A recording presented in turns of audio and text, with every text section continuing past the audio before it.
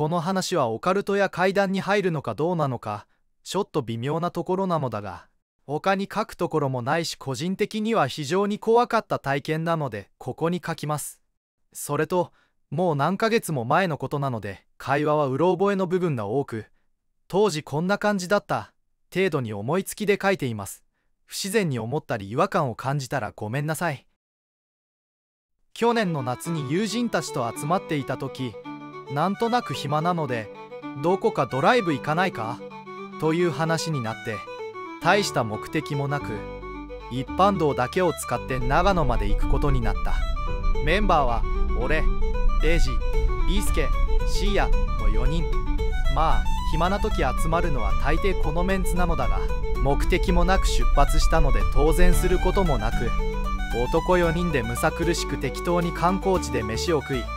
日が暮れてかなり暗くなった頃に帰ることになった。交代で運転しながら長野と群馬の県境、少し前に浅間山方面がどうのって看板を見たので、その辺りだと思う。カーナビを頼りに走っていると、運転していたエイジが助手席に座っていた俺に「なんか道おかしくね？カーナビの順が合ってる」と言ってきた。俺は特に何も気づいていなかったのだが、言われてみると確かになんか変な感じがする。さっきまで結構広めの綺麗な道路を通っていたはずなのだが、今通っているところは道幅も狭くなり、ガードレールは錆だらけ、道路もあちこちにひびが入っているし、ひびの部分から雑草が生えているところまである。来た道とは違うルートで帰ったので合っているかどうか確証はないが、カーナビにはだいぶ前からずっと一本道が表示されているし、エイジ曰く曲がり角とか曲がらずずっと道なりに来ていたという。まあ山の中だしそんなこともあるさということで、そのまま進んでいたのだが、それから30分ほど走ってもずっとそんな状態の道が続いている上に、すれ違う車すらなく、みんなだんだんと不安になってきていた。シーヤが一旦どこかに車止めてルートさえ確認した方が良くないかと言い出した頃、少し先の方にドライブインらしい明かりが見えた。駐車場には数は少ないが、何台か車が停車しているのが見える。それだけでなんとなく俺たちはほっとした気分になった。これは好都合ということで、そのドライブインの駐車場に車を止めた。どうやらこのドライブインは無人のところらしく、店員とかはいそうにないが、自販機が並んでいるのは外からでもわかる。おのおのひとまずトイレへ行ったり飲み物や食べ物を確保することにした。そしてエイジとシーヤはトイレへ向かい、俺とビースケは自販機コーナーの隣にある休憩所のようなところへ向かった。休憩所の入り口のドアを開けようとした時、俺は入り口の明かりのところに異様なものを見た。手のひらよりもバカでかい蛾が止まっている。こんな真夏にでかい蛾というのも不自然で変なのだが、それよりも異様だったのはその蛾の羽の模様だ。蛾って目玉みたいな模様があるのはよくあるのだが、その蛾の模様は目玉みたいどころか全体の姿がまるで人の顔のように見える。特に目の部分は丸というより本物の目のようだ。うわ、気持ち悪いと思った俺とビースケは、なるべくその蛾を見ないように避けて中へと入った。後から思うと、この時点で何かがおかしいと気づくべきだったかもしれない。中に入るとそこはかなり広く、テーブルがいくつも並べてあるのだが、照明はなんか薄暗いし、床や壁も微妙に小汚い。奥の方にゲームもあるのだが、遠目にもそれはどれも古そうに見える。それと端の方にはテレビがあり、50代くらいのおっさんがこちらに背を向けてテレビを見ている。俺はその人になんか妙な違和感を感じたのと、他にもいろいろうまく説明できない変な違和感を感じてビースケにそのことを話そうとすると、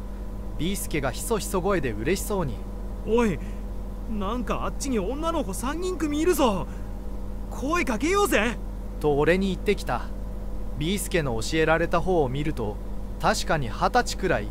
の女の子3人組がテーブルを囲んで椅子に腰掛けているのが見えるのだが、表情を見るとなんか不安そうな感じで、辺りをキョロキョロしながら話し合っているように見える。すると3人組のうちの1人が俺とビースケに気づいたらしく、こちらにやってきた。ビースケはもうなんか明らかに顔に出るほど嬉しそうなのだが、俺はすごく不安感を感じていた。そしてその不安感は当然のように当たった。女の子は俺たちの前に来ると開口一番こう言ってきた。変に思われるかもしれないんですが、ここって関東方面へ抜ける道でいいんですよね。それと気のせいかもしれないんですが。と一瞬躊躇した後で、このドライブインなんか変じゃないですか。と言ってきた。休憩所に入って以来ずっと妙な違和感を感じていた俺は、自分もなんか変だと感じていたことを話して、同じ席で少し事情を聞くことにした。ビースケが小声で、お前結構やるじゃんとかニヤニヤしながら言ってきたが、状況が状況だけにちょっとムカついて無視することにした。ぶっちゃけ言うと俺もちょっとワクワク感がなかったわけじゃないが、それよりも違和感と不安感の方が勝っていたからだ。話を聞いてみると、どうやら彼女たちも俺たちと同じように車を走らせていると、だんだんと道が整備されていない細い道になっていき、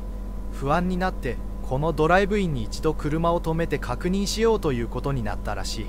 そしてこの休憩所に入ったところ、なんかあちこちに違和感を感じて怖くなってきて、どうしようかと話していた時に、俺とビースケがタイミングよく入ってきたので声をかけたのだという。ちなみにビースケはなんかもうまるで空気読まずに俺に任せてみたいなことを言っていたが、後から聞くと内心かなり不安でその裏返しだったと言っていた。そんな感じでお互い状況を説明し終わった頃、女の子の一人が、それであそこのテレビの前にいる人なんだけど、と話を切り出した。そう促されて俺もその人を改めて見た時、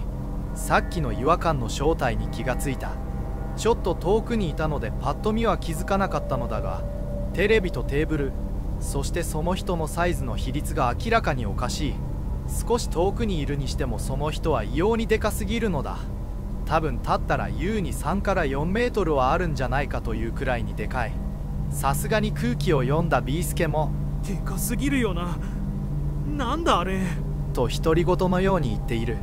さらにその女の子は、あとあの奥のプリクラのところなんだけど、というのでそっちを見てみると、入ってきた時俺たちは気づかなかったのだが、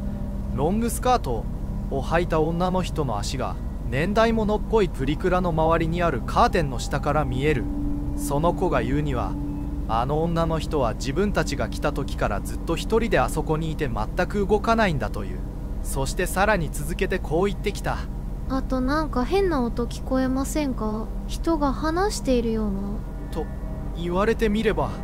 入ってきてから何か音が聞こえていたのだけれど、俺はなんとなくエアコンか何かの機械の作動音だと思っていたのだが、よく聞いてみるとボソボソと大勢の人が話しているような、そんな声のように聞こえる。どこで話しているのかは全くわからないが、とにかくここは何か変だ。そんな話を5人でしていると、休憩所と自販機コーナーの間にあるドアが開き、エイジとシーヤが入ってきた。そして俺たちと女の子を見てシーヤが、お前ら何ナンパしてんだよ。と呆れたように言うと、そんなことよりちょっとこっち来てくれ。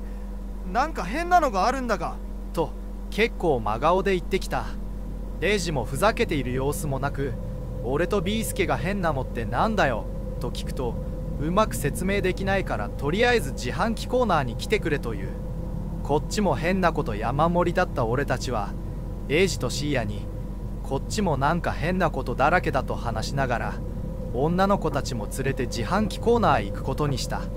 自販機コーナーに入ると、エイジがこれを見てくれとカップでコーヒーなどを売っている自販機を指さした。その自販機、パッと見はよくドライブインとかにあるような液晶画面がついていて、そこで商品の紹介や CM などを流す普通の自販機に見えるのだが、普通の自販機とは明らかに違う部分が一つある。液晶画面のところに明らかに映像ではない、どう見ても生身の口があり、それがいらっしゃいませとか喋っている。シーヤが、な、変だろ。最初俺たち人が入っているのかと思ってさ、声かけたり自販機を叩いたりしたんだけど、何の反応もないんだよ。という、それにと付け足して、この口の周り、唇から外はどう見ても普通の液晶画面に見えねえ。どうなってるんだろこれ。と言ってきた。明らかにこのドライブインは何かがおかしい。現実離れしているというかなんというか。とりあえずエイジとシーヤにこちらの事情を全て話して一旦外に出ようと話していると、休憩室の方を見ていた女の子がちょっとあれとかなり動揺した声で俺の肩をゆすりながら休憩室の方を指さした。指さした方を見て俺も含め全員絶句してしまった。さっきプリクラのところにいた女の人が出てきてこちらに向かって歩いてきているのだが、その女の人上半身がないのだ。厳密には下半身から上の部分がロートを逆さにしたように収束していて、上半身というかなんというか、その部分は棒とも紐ともつかないものがまっすぐ上へ伸びている。それが歩くたびにゆらゆらと揺れながらこちらへと向かってくる。姿からしてどう見ても人間ではない。俺たちはその異様な姿に完全に思考が停止してしまい、パニックになって全員外へと逃げ出した。そして外へ出て振り返ると、その物体は俺たちを気にすることもなくそのままトイレの方へと消えていった。一体ここは何なのか。当時の俺たちはあまりのことに思考が追いつかず、ただただ動揺しまくっていた。とにかくここを出よう。そう考えた俺たちはカーナビ通りならこの先へ進めば群馬か埼玉の街中へ抜けれることを確認し、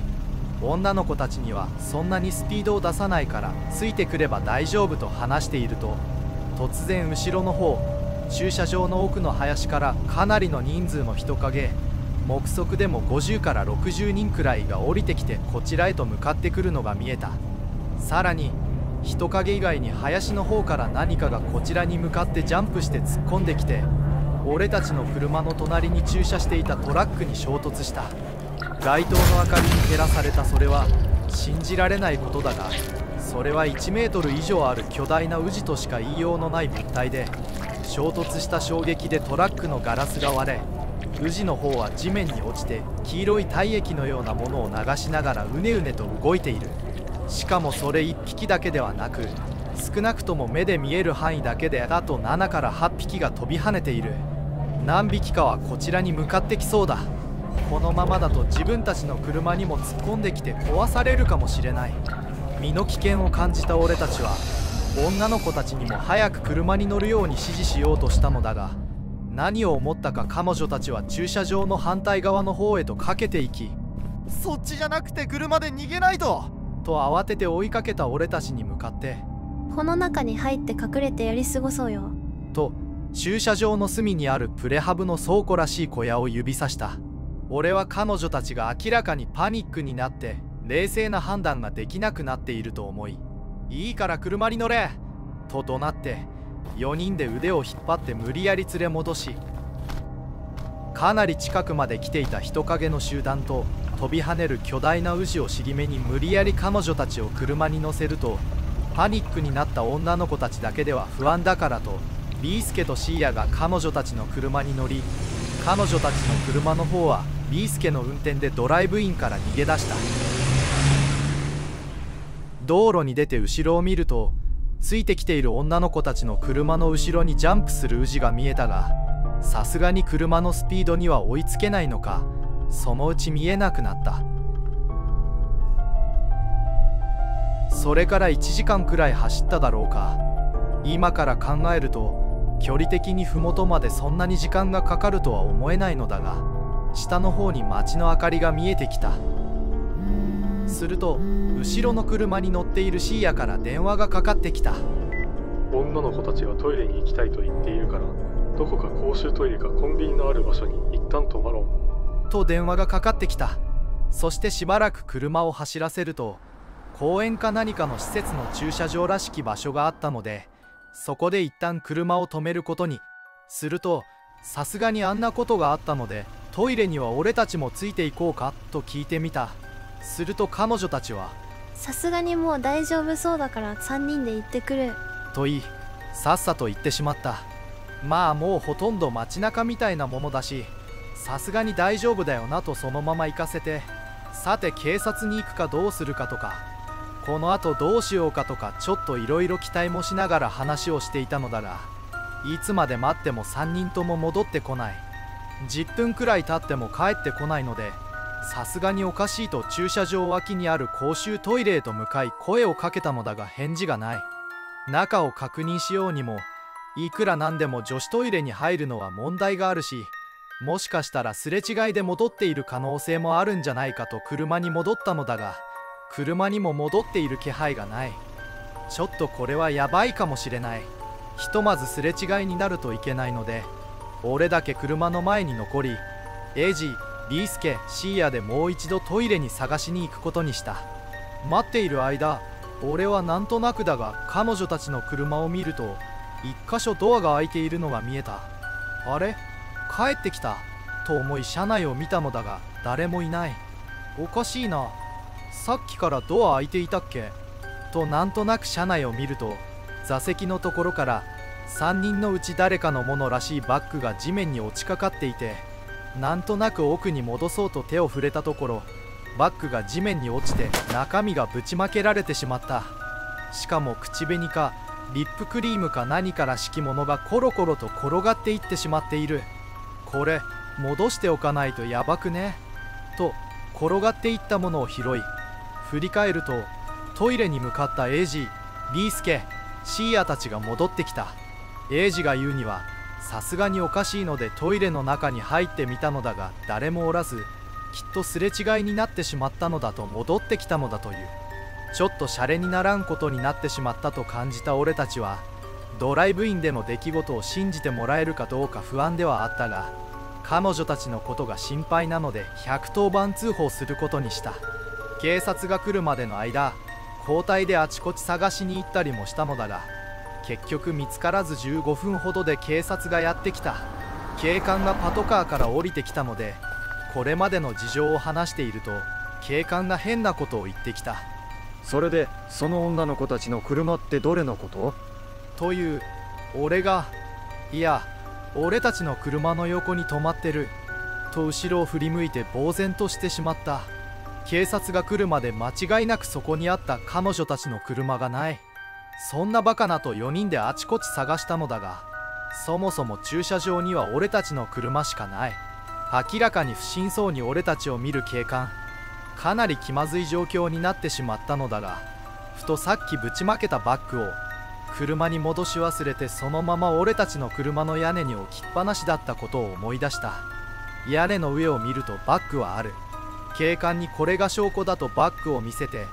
とにかくどういうことなのかわからないけど探してほしいと頼んだが、一応証拠品としてバッグは受け取ってくれたが、話自体は口頭無形すぎてまるで信じてもらえず、俺たちは住所と連絡先を聞かれ、後日話を聞くかもしれないからとそのまま返された。この後実はちょっと面倒なことになった。俺たちが警官に渡したバッグ、手帳と携帯から身元が分かり、もう10年以上前に失踪届の出ていた短大生のものだったらしく、俺たちは事件に関係があるのではと疑われ事情聴取を受けたが、そもそも10年前といえば俺たちはまだ子供であること、俺たち4人とも進学で都内にやってきただけで、そもそも長野も群馬も地元ですらない上に、当然失踪した短大生とも何の関係もないことはすぐに分かり、疑いは簡単に晴れた。ただバッグの入手先だけはかなり詳しく聞かれた。警官が言うには、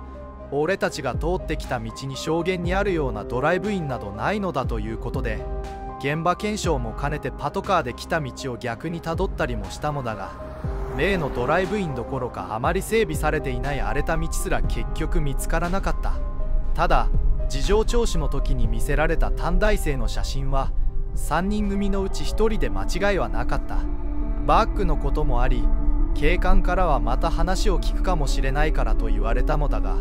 未だそういう連絡はない。ただ今思うといろいろと彼女たちには不審な点がある。見た目が失踪当時のママという一番異様なことはまず置いておくにしても、一つ目は彼女たちは俺たちと同じルートでドライブインに到着したはずなのだが、到着した時間にそれほど時差はないはずなのに、俺たちはあの道で一度も前方に車のヘッドライトなど見ていない。かなり見晴らしのいい場所も通ったはずなのだが、2つ目は俺たちが彼女たちに話しかけられた状況だ。あんな異様な状況で普通いきなり入ってきた見ず知らずの男2人組に不安感を感じている女の子が何の警戒もなく話しかけるだろうか。普通警戒しそうなものだが、3つ目は逃げ出した時の状況。あの時プレハブ小屋の中でやり過ごそうと提案したのは本当にパニックになっていたからなのだろうか。そもそもあんな異様な状況で3人が3人とも何の示し合わせもせず疑問も持たずまっすぐプレハブ小屋へ向かうことなどありえるのだろうか。小屋には鍵がかかっていたかもしれないし、それにすぐ目の前に自分たちの車があるのにだ。最後にあんな異常な状況にあったばかりだったにもかかわらず、なぜ彼女たちは3人だけでトイレに行くことにしたのだろうか。彼女たち3人の言動は今から考えると何らかの悪意があったようにしか思えない。そもそも俺たちは彼女たちがなぜあの参道を通ったのか、その理由すら知らない。